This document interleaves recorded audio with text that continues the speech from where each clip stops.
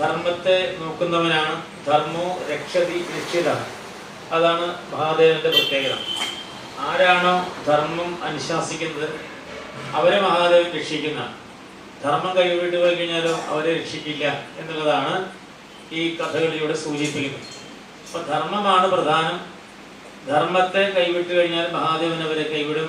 ധർമ്മം അവരെ പാലിക്കിച്ചാൽ അവരെ മഹാദേവൻ സംരക്ഷിക്കുകയും ചെയ്യും. ആ കഥ പറയാനാണ് ഈ ഒന്നാമത്തെ കഥ, യുദ്ധഘട്ടത്തിലെ ഒന്നാമത്തെ കഥ ത്രിപുര ദഹനം എന്ന് പറയാൻ കാരണം. അപ്പൊ ത്രിപുരന്മാരെന്ന് പറഞ്ഞാൽ താരകാസുര വധം കഴിഞ്ഞപ്പോൾ താരകാസുരന്റെ 3 പുത്രന്മാരുണ്ടായിരുന്നു.